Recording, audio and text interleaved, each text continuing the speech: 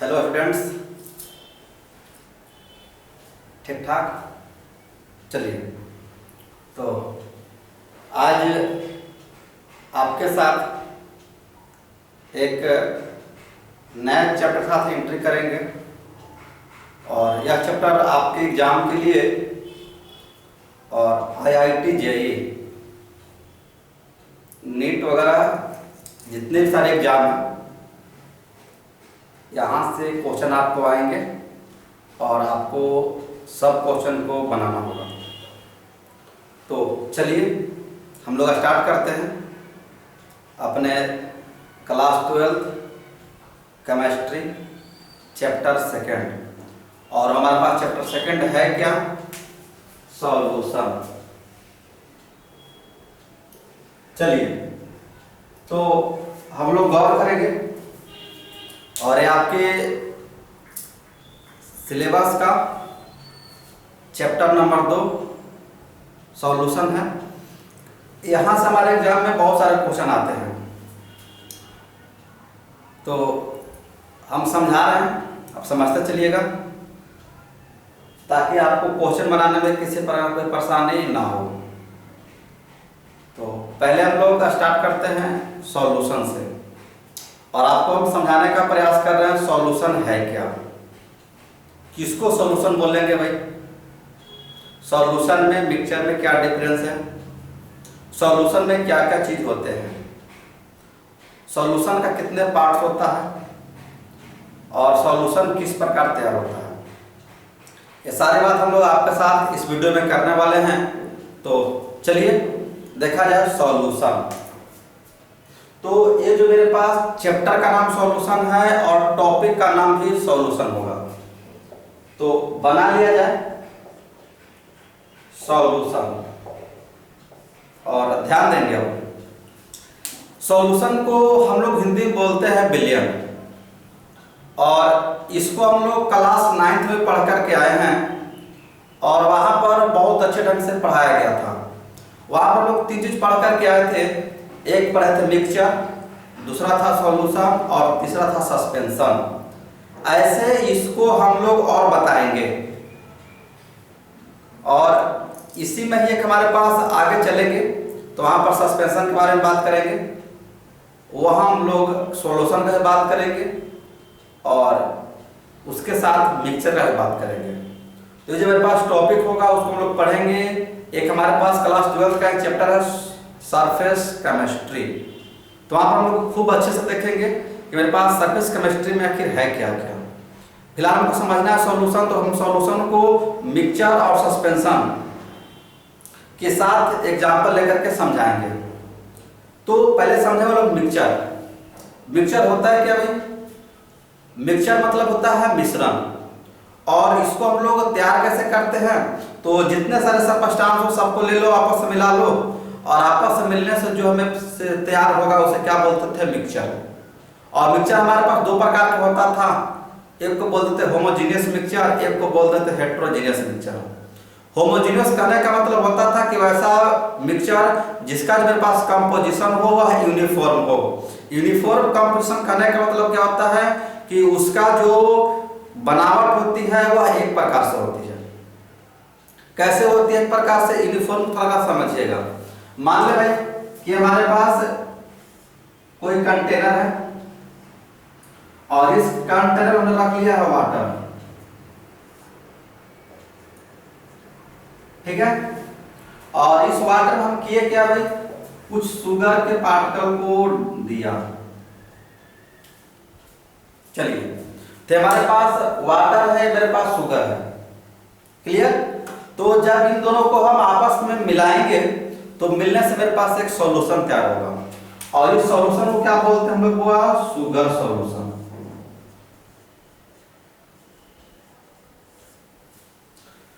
तो sugar solution में होता क्या है कि मेरा सॉल्यूशन बनकर के तैयार हो जाएगा तो इसके जो सॉल्यूशन है किसी पार्ट से और कहीं से भी, हम बहुत सारे बच्चों को दिया कि भाई चल भाई टेस्ट कर ले, तो किसी को ऊपर से दे दिया, किसी को बीच से दे दिया और किसी को नीचे से दे दिया। सबको हमने दिया तो जितना बच्चा टेस्ट किया सबने बताया कि सर इसका जो मेरे पास टेस्ट है मीठा है। यानी जो टेस्ट ऊपर वाला होता है वही टेस्ट नीचे वाला होता है, वही टेस्ट बीच में होता है। यानी उसका जो बनावट है वह हर जगह से बिल्कुल सेम होता है। तो इसी को बोलते हैं यूनिफॉर्म। यूनिफॉर्म कहने का मतलब होता है कि उसकी जो बनावट होती है वह सेम होती है। कहीं से भी खा लो भाई, कहीं से भी टेस्ट कर लो, कहीं से भी देख ले, वह सेम ही दिखाई देगा। इसी को बोलते हैं यूनिफॉर्म। तो जो मेरे पास सॉल्यूशन होता है वह क्या होता है, यूनिफॉर्म होता है। नॉन यूनिफॉर्म में क्या होता है, उसकी बनावट जो होती है वह अलग अलग होती है। मान ले भाई कि हम 3-4 बच्चे हैं, चारों बच्चों को हमने किया क्या भाई 100-100 ग्राम चावल दिया और बोला कि चल भाई कंकड़ चुन ले। सबने कंकड़ चुनना शुरू किया तो किसी का जो चावल में कंकड़ मिलेगा 5 ग्राम मिलेगा, किसी में 10 ग्राम मिलेगा, किसी में ना भी मिलेगा, किसी में और ज्यादा मिल सकता है। यानी जितना बच्चे को कंकड़ मिल रहा है सबका जो मात्रा है वह क्या है, डिफरेंट है। बट यहाँ पर हमने क्या देखा, सबका जो मिठास है वह बिल्कुल सेम है। तो जिसका कंपोजिशन सेम हो जाए उसे बोलते हैं यूनिफॉर्म। और जो चावल में जो कंकड़ मेरे पास डिफरेंट दिख रहा था, इसका मतलब क्या होता है कि उसकी जो कंपोजिशन है वह क्या है, नॉन यूनिफॉर्म है। तो यही हमारे पास यूनिफॉर्म है और नॉन यूनिफॉर्म है। तो मिक्सचर 2 प्रकार का होता है, होमोजेनियस मिक्सचर और हेटेरोजेनियस मिक्सचर। होमोजेनियस कहती क्या है कि इसकी जो यूनिफॉर्म होती है कंपोजिशन, और उसकी जो कंपोजिशन होती है वह नॉन यूनिफॉर्म होती है। तो हम लोग देखते हैं, ये मेरे पास सॉल्यूशन था और सॉल्यूशन हम लोग इस प्रकार से बनाते हैं। सॉल्यूशन का एक बात और है, और वो बात है क्या भाई कि जो मेरे पास सॉल्यूशन तैयार होगा उसके पार्टिकल को हम लोग अपने आंख से देख नहीं सकते हैं। यानी उसके पार्टिकल काफी छोटे छोटे होते हैं और उसका पार्टिकल का जो साइज होता है 10⁻⁻7 मीटर होता है, सॉरी सेंटीमीटर होता है। याद रखेंगे, हमसे पूछेगा भाई सॉल्यूशन क्या है, तुमको बताना है कि यह आपका होमोजेनियस मिक्सचर है। क्लियर। दूसरी बात क्या बताना है भाई कि जो सॉल्यूशन का जो पार्टिकल है उसको हम लोग अपने नेकेड आई से नहीं देख सकते हैं। और तीसरी बात क्या बताना है भाई, उसके जो पार्टिकल का जो साइज होता है 10⁻⁻7 सेंटीमीटर होता है। अगर कोई इसको मीटर में चेंज करना चाहते हैं तो कर सकते हैं, 10⁻⁹ मीटर होता है। क्लियर। अब आगे देखिएगा, अब कहता है कि जो सॉल्यूशन है इसको अगर हम सेपरेट करना चाहेंगे, मतलब अलग अलग करना चाहेंगे। हमने तैयार किया था शुगर सॉल्यूशन को, तो अगर हम चाहते हैं कि शुगर को अलग कर लूं, वाटर को अलग कर लूं, तो इसको अलग करना इतना आसान नहीं है। इसको अलग करने के लिए करना क्या पड़ता है, एक सिस्टम का यूज करना पड़ता है और वह सिस्टम आसान नहीं होती है। इसी को बोलते हैं एक केमिकल मेथड, एक फिजिकल मेथड। तो फिजिकल मेथड हमारे पास क्या होता है, काफी आसान होता है, जिसको आप सब कोई कर सकता है, पढ़ा लिखा भी इंसान कर सकता है, अनपढ़ भी कर सकता है, आसानी से किया जा सकता है उसको। तो उसी को बोलते हैं फिजिकल। और केमिकल के लिए क्या होता है, एक सिस्टम तैयार किए जाते हैं। जैसे फैक्ट्री है, इंडस्ट्री है, वहां पर जो जितना भी ना तैयार होते हैं कंपाउंड और जितने वस्तु बनाए जाते हैं वह केमिकल से बनाए जाते हैं, केमिकल मेथड से बनाए जाते हैं। तो मेरे पास सॉल्यूशन है, इसको हम लोग फिजिकल से अलग अलग नहीं कर सकते हैं। ठीक है। अब क्या होता है भाई कि इसके में जो मेरे पास सॉल्यूशन का जो प्रॉपर्टीज होता है, उसकी जो प्रॉपर्टीज होती है वह करता क्या है कि उसके जो ओरिजिनल सबस्टेंस है उससे मिलता जुलता है। अब क्या बोले भाई, तो जब इसको हम लोग सेपरेट करने के लिए मान लेते हैं कि फिल्टर पेपर का मतलब चाहे छन्नी सब लोग छाना जाता है। तो अगर आप फिल्टर पेपर का छानने के लिए यूज करेंगे कि हम इसको छान कर अलग कर देंगे, तो यह नहीं होगा। इससे जो पार्टिकल इतना छोटा होता है कि वह उसके जो होल है उससे आर पार हो जाएंगे। तो ये सब हमारे पास प्रॉपर्टीज थी वह सॉल्यूशन के थे। तो बट अगर हमसे पूछा जाए कि सर सॉल्यूशन है क्या, तो उसको हम लोग अपने ढंग से उसको बता सकते हैं। ये जो हमारे पास थी प्रॉपर्टीज थी, तो उसको बताया क्या जा सकता है। तो सॉल्यूशन एक प्रकार का मेरे पास होमोजेनियस मिक्सचर है, और होमोजेनियस मिक्सचर है, बट यहाँ पर ध्यान देना है, हमारे पास सबस्टेंस 2 प्रकार का होता है, एक रिएक्टेबल सबस्टेंस, दूसरा होता है नॉन रिएक्टेबल सबस्टेंस। तो समझिएगा रिएक्टेबल है क्या, नॉन रिएक्टेबल क्या है। तो हमारे पास सबस्टेंस में बोला क्या भाई 2 प्रकार का, एक को बोलते हैं रिएक्टेबल और दूसरा क्या बोलते हैं भाई हम लोग नॉन रिएक्टेबल। यानी जो मेरे पास सबस्टेंस होते हैं वो कितना होते हैं, 2 प्रकार का होते हैं, रिएक्टेबल सब्सटेंस और नॉन रिएक्टेबल सब्सटेंस। तो रिएक्टेबल सब्सटेंस होता क्या है भाई कि जब इसको आपस में हम मिला दूं, मिक्स कर दूं, तो करता क्या है, रिएक्शन कर जाता है। तो जब रिएक्शन कर लिया उसे बोलते हैं रिएक्टेबल। और वैसे सब्सटेंस जो मिलाने के बाद रिएक्शन नहीं करता उसे बोलते हैं नॉन रिएक्टेबल। जैसे मान लें भाई कि हमारे पास H2 है, हमारे पास O2 है, मिलाएंगे तो मेरे पास क्या बन जाएगा, मेरे पास भाई H2O। यानी कहने का मतलब कि मेरे पास हाइड्रोजन है, मेरे पास ऑक्सीजन, जब दोनों को ज्वाइन किया तो मेरे पास क्या बन गया, वाटर। और जब मेरे पास वाटर बन गया तो इसकी जो प्रॉपर्टी है दोनों के प्रॉपर्टी से बिल्कुल भिन्न है। तो प्रॉपर्टी डिफरेंट हो जाने पर क्या होता है, केमिकल हो गया। यानी कि ये दोनों मेरे पास रिएक्शन करते हैं। तो जब रिएक्शन करते हैं इसी को बोलते हैं रिएक्टेबल सब्सटेंस। यानी कि ये दोनों मेरे पास क्या है, रिएक्टेबल सब्सटेंस है। नॉन रिएक्टेबल क्या होता है कि वो आपस में मिलता है, मिलने के बाद उसकी जो प्रॉपर्टी होती है वो चेंज नहीं होता। तो देखा जाए एकदम छोटा सा एग्जांपल लेते हैं, मान लेते हैं भाई राइस है, पेबल्स है। तो जो दोनों को मिला देंगे तो ये दोनों आपस में मिलने वाला नहीं है। मिलने के बाद क्या बनेगा, राइस ही रहेगा बट उसमें पेबल्स मिले हुए रहेंगे। और जब पेबल्स मिले रहेंगे उसको आराम से अलग अलग कर सकते हैं। तो इसके मिलने से कोई तरह चेंजिंग होता नहीं है। जैसे मान लेते हैं एक तुरंत हमने बात किया है, एक और ले एग्जांपल भाई शुगर का ले ले और एक वाटर का ले ले। और शुगर जब वाटर को मिलाएगा तो मेरे पास क्या बन जाएगा, शरबत। तो यहाँ पर देख रहे हैं कि शुगर पहले भी मीठा था और शरबत बन जाने के बाद भी क्या है, मीठा है। तो जब शुगर मीठा है, इधर मीठा है, दोनों का प्रॉपर्टी सेम है। तो प्रॉपर्टी सेम है, इसी को बोलते हैं कि नॉन रिएक्टेबल, यानी रिएक्शन किया ही नहीं। अगर रिएक्शन करता तो टेस्ट बदल जाते, कलर बदल जाते, उसकी प्रॉपर्टी बदल जाती, बट यहाँ पर कुछ नहीं बदला। तो नहीं बदलने वाला को क्या बोलते हैं, नॉन रिएक्टेबल। और जो चेंज कर लो उसे क्या बोलते हैं, रिएक्टेबल। तो मेरे पास जो सॉल्यूशन है होमोजेनियस मिक्सचर है किसका भाई, तो वह है रिएक्टेबल, सॉरी नॉन रिएक्टेबल सब्सटेंस का। तो अगर आपसे पूछेगा सॉल्यूशन है क्या, उसको आप आराम से बता सकते हैं, it is a homogeneous mixture of two and more than two non reactable substance. Okay, फिर से बोल देते हैं क्या भाई, तो it is a homogeneous mixture of two and more than two non reactable substance. यानी कि मेरे पास सॉल्यूशन है वह दो या दो से अधिक नॉन रिएक्टेबल सब्सटेंस का एक मिक्सचर है। क्लियर। चलिए, तो हमारे पास मिक्सचर हम बहुत तरह बना के दिखाएंगे, पर जो मेरे पास मिक्सचर है वह दो फॉर्म में होता है। ठीक है, देखिएगा कौन कौन फॉर्म में होता है।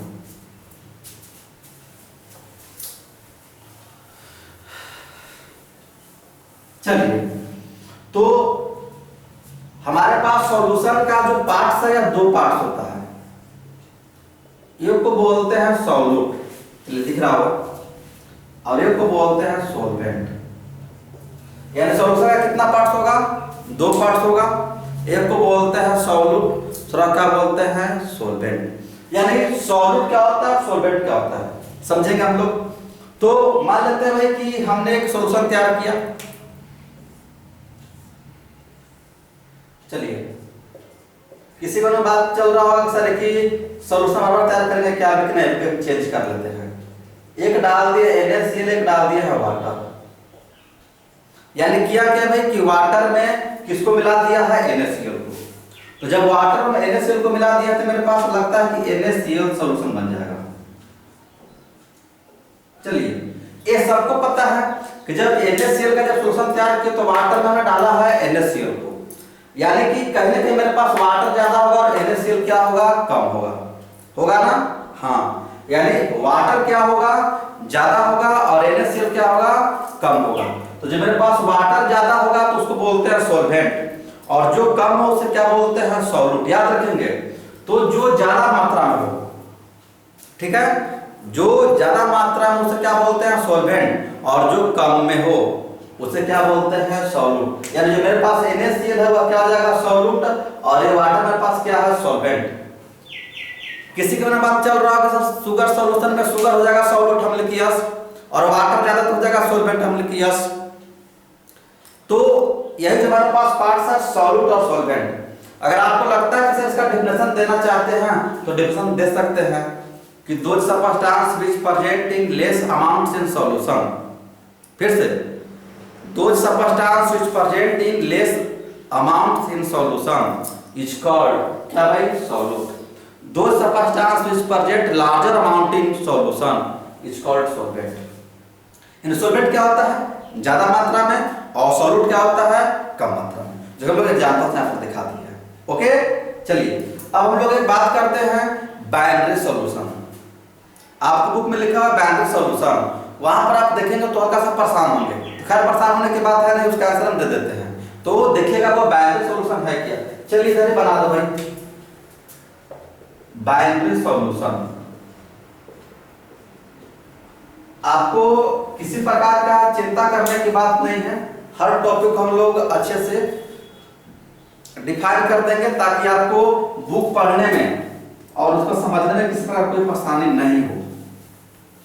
चलिए देख रहे हो बाबू क्या देखना है बाइनरी सॉल्यूशन। तो बाइनरी सॉल्यूशन में याद रखिएगा कि हमारे पास बाइनरी सॉल्यूशन पर हमारे पास सॉल्यूशन ही होता है। क्या होता है सॉल्यूशन ही होता है, बट फर्क कितना है कि इसमें सॉल्यूट एक और सॉल्वेंट एक, यानी जब एक सॉल्यूट किसी सॉल्वेंट में मिल जाए, ओके एक सॉल्यूट किसी सॉल्वेंट में मिल जाए उसी को क्या बोलते हैं बाइनरी सॉल्यूशन। यानी हमने जो किया क्या भाई NaCl को वाटर में डिसॉल्व कराया और शुगर को भी वाटर में डिसॉल्व कराया। तो शुगर मेरे पास सॉल्यूट एक ही है और NaCl मेरे पास क्या है एक ही है, तो एकत्र मिलाकर हमने तैयार किया सॉल्यूशन, उसी को बोलते हैं बाइनरी सॉल्यूशन। और कभी कभी होता है क्या है कि सॉल्यूशन में और मिलाते हैं, ठीक है और मिलाया जाता है।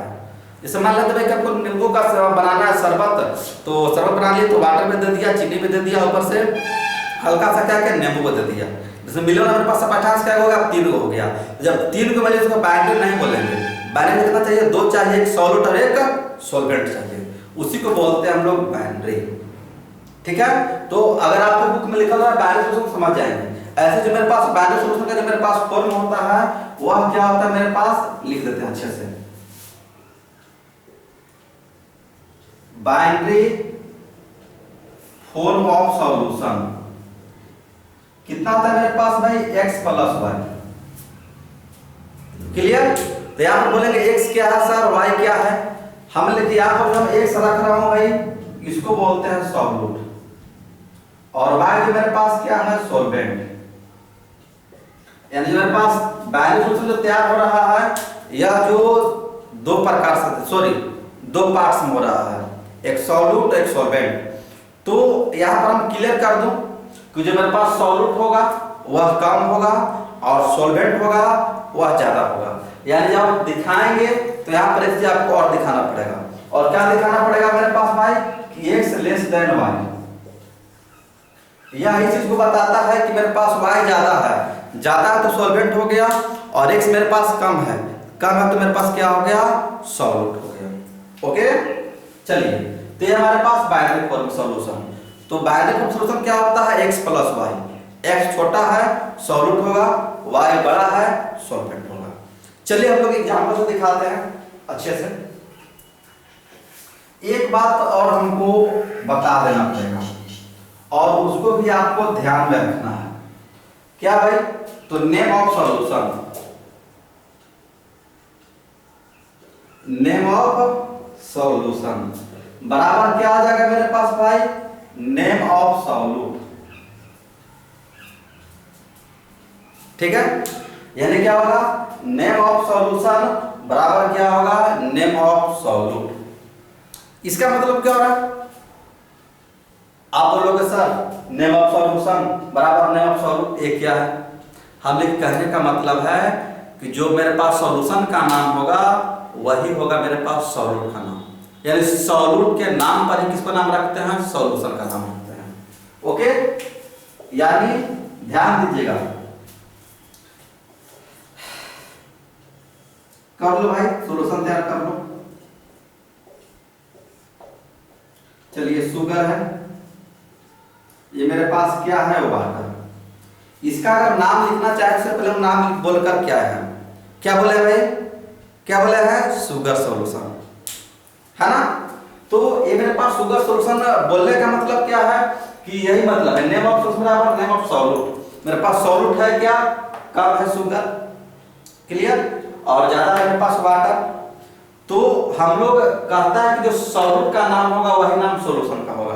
मेरे पास सॉल्यूट है क्या, शुगर, इसलिए इसका नाम क्या आ जाएगा मेरे पास शुगर सॉल्यूशन।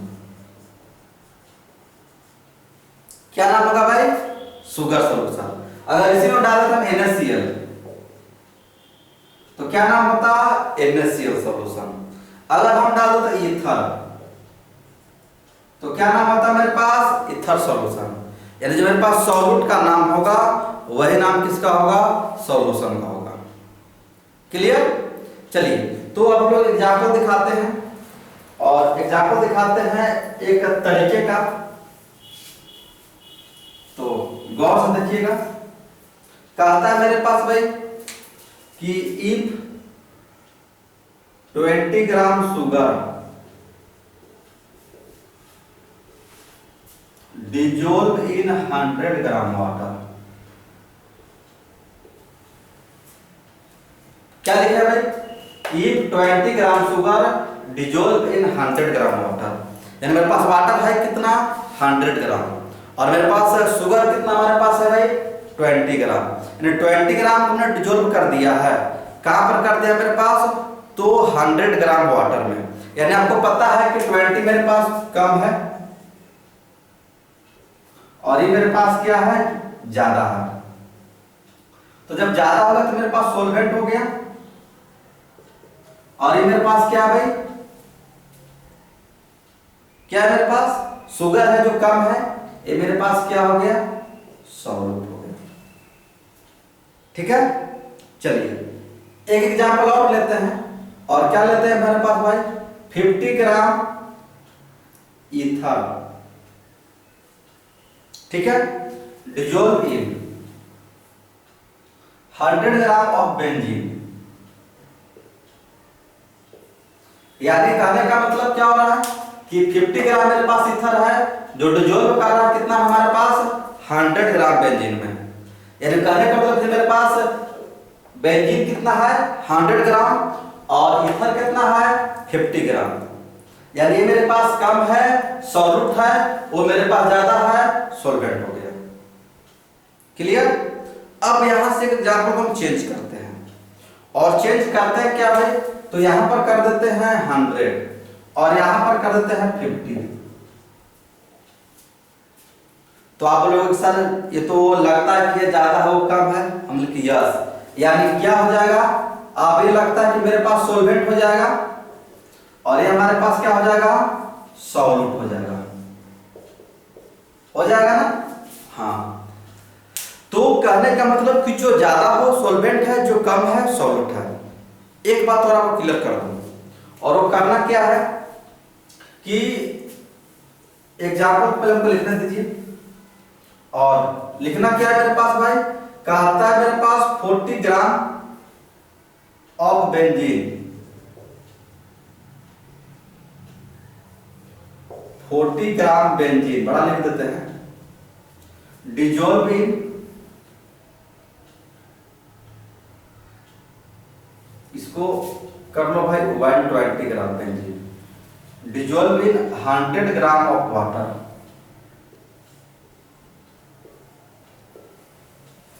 ठीक है। यानी कहने का मतलब क्या हो रहा है कि मेरे पास 120 ग्राम मेरे पास बेंजीन है, डिजोल्व कहां कर रहा है, 100 ग्राम वाटर में। कहने का मतलब क्या हो रहा है, आपके हिसाब से जो भी तुरंत हम बात किए हैं उसमें क्या बात किया मेरे पास भाई, कि जो मेरे पास 120 ग्राम है ज्यादा है, तो जो ज्यादा हो गया उसे क्या बोलते हैं हम लोग भाई, सॉल्वेंट। और ये मेरे पास कम है तो मेरे पास क्या हो गया, मेरे पास सॉल्यूट।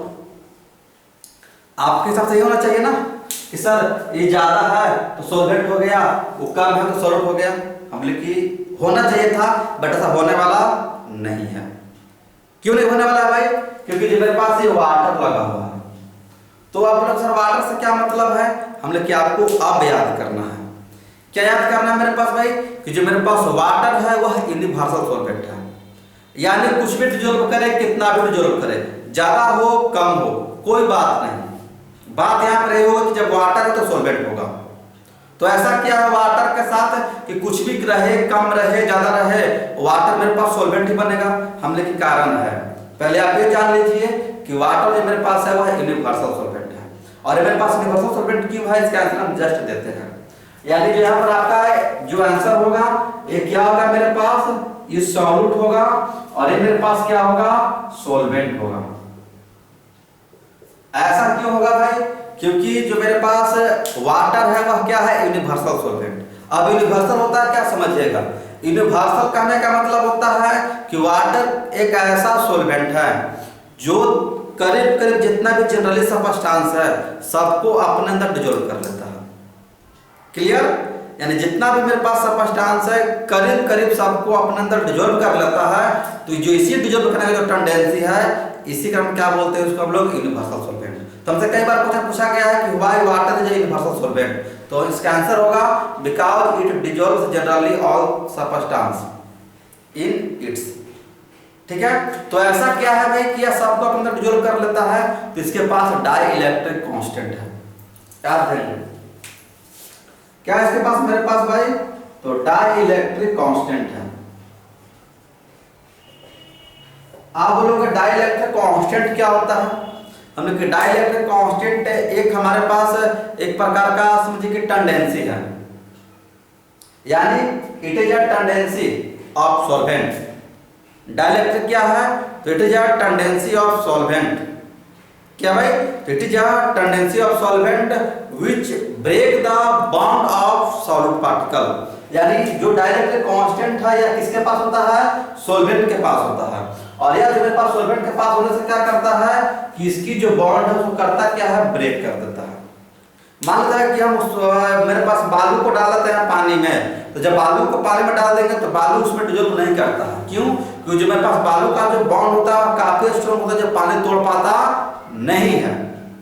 बट वो शुगर डालते शुगर में डिसॉल्व हो जाता है। इसका मतलब क्या है कि शुगर का जो बॉन्ड बना हुआ है, जो फोर्स है वह क्या है, काफी कम है, जो करता क्या उसको डिसॉल्व कर लेता है। तो जो मेरे पास बॉन्ड तोड़ने की जो टेंडेंसी है इसे क्या बोलते हैं, डाइलेक्ट्रिक कांस्टेंट। और आपको याद रखना है कि जो मेरे पास वाटर है उसका जो मेरे पास डाइलेक्ट्रिक कांस्टेंट का जो मेरे पास वैल्यू है वह 81 है।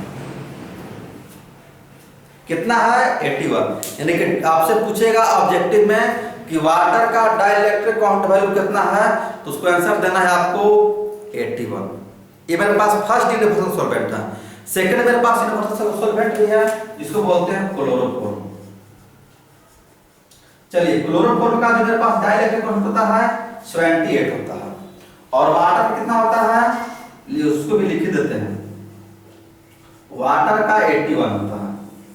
यानी वाटर का जो मेरे पास डाइलेक्ट्रिक कांस्टेंट होता है वह 81 होता है, और क्लोरोफॉर्म का कितना होता है 78 होता है। क्लियर, ये जो मेरे पास वैल्यू है वह किसका मेरे पास भाई, डाइलेक्ट्रिक कांस्टेंट का। क्लियर, तो चलिए हम लोग अब आगे बढ़ते हैं। यहां तक हमने आपको सारी बात समझा दिया है और डाइलेक्ट्रिक कांस्टेंट का समझा दिया कि एक टेंडेंसी जो करता क्या है उसके बॉन्ड को ब्रेक करता है। तो इतनी सारी बात हमको सीखना कहा था सॉल्यूशन में। अब आपको पता चल गया होगा कि सॉल्यूशन का नाम कैसे रखेंगे, नाम किस पर रखा जाता है, सॉल्वेंट क्या होता है, सॉल्यूट क्या होता है, यूनिवर्सल सॉल्वेंट क्या होता है, डाइलेक्ट्रिक कांस्टेंट क्या होता है, वाटर का कितना होता है और क्लोरोफॉर्म का कितना होता है। और जो मेरे पास धरती पे यूनिवर्सल सॉल्वेंट मेरे पास वाटर है। क्लियर, इतना बात के बाद हम लोग अब आगे चलते हैं यूनिट्स ऑफ सॉल्यूट। चलो तो चलिए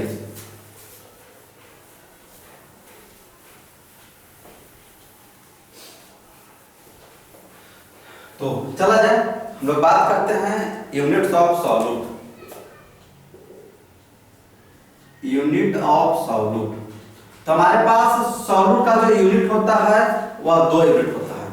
कितना होता है भाई, 2 यूनिट होता है। किसका, सॉल्यूट का। चलिए कौन कौन मेरे पास यूनिट होता है, एक को बोलते हैं फिजिकल यूनिट और एक को क्या बोलते हैं हम लोग, हुआ केमिकल यूनिट। यानी कहने का मतलब कि जो हमारे पास सॉल्यूट है उसका कितना यूनिट है मेरे पास, 2 यूनिट, फिजिकल यूनिट और केमिकल यूनिट। जो मेरे पास फिजिकल यूनिट है यह देखिए एक होता है W/W%, इसी को बोलते हैं बाय मास परसेंटेज। क्लियर, दूसरा क्या होता है मेरे पास भाई, mass by volume percentage. W/V%। अगला क्या होता है मेरे पास भाई, V/V%। और अगला क्या होता है, ppm। ppm को बोलते हैं पार्ट पर मिलियन, पार्ट पर मिलियन। ठीक है। केमिकल में आएंगे तो पहला हमारे पास होता है मोल फ्रैक्शन, दूसरा को बोलते हैं मोलारिटी, तीसरा क्या होता है मेरे पास भाई, मोलालिटी। अगला क्या बोलते हैं भाई, फॉर्मालिटी। और एक हमारे पास और क्या है, नॉर्मालिटी। चलिए, यानी कि हमारे पास फिजिकल प्रॉपर्टीज है, जो मेरे पास यूनिट है सॉल्यूट का, वह दो है। एक को बोलते हैं फिजिकल यूनिट और एक को बोलते हैं केमिकल यूनिट। जो मेरे पास फिजिकल यूनिट है उसे मेरे पास क्या है, W/W। अगला हमारे पास क्या है, W/V। उसे मेरे पास क्या है भाई, V/V। इसको क्या बोलते हैं, ppm। ppm मतलब क्या होता है, पार्ट पर मिलियन। सबके बारे में बात करेंगे। तो मेरे पास W/W के एक और नाम क्या है, मास परसेंटेज। इसको हम लोग क्लास 9 में पढ़ कर क्या है। ये मेरे पास W/V है, इसको बोलते हैं मास बाय वॉल्यूम परसेंटेज। एक हमारे पास V/V है, इसको बोलते हैं बाय वॉल्यूम परसेंटेज। क्या बोलते हैं, बाय वॉल्यूम परसेंटेज। और ये मेरे पास ppm है। ppm मतलब क्या होता है, पार्ट पर मिलियन। अगर केमिकल में बात करेंगे तो मेरे पास केमिकल में होता है mole fraction, molarity, molality, formality और नॉर्मालिटी। ये सब के बारे में लोग बात करेंगे। तो हम लोग जब अगले क्लास में आएंगे तो आपको लेकर के चलेंगे यूनिट ऑफ सॉल्यूट। और जब पास यूनिट ऑफ सॉल्यूट होगा तो हम लोग स्टार्ट करेंगे कहां से, तो W/W परसेंटेज से। तो आज हमने आपको क्लास 12th का चैप्टर सॉल्यूशन स्टार्ट कर दिया है। और जब पास सेकंड वीडियो होगा उसको हम लेकर करके आएंगे W/W बाय मास परसेंटेज। ठीक है। तब तक के लिए आप हमारे साथ बने रहें और चैनल को सब्सक्राइब करते रहें, लाइक करते रहें, और जो आपका परेशानी उसको कमेंट में देते रहें, ताकि आपके सॉल्यूशन को हम लोग हमेशा शीघ्र ही आप तक करके पहुंचा दें। ठीक है। चलिए, थैंक्स।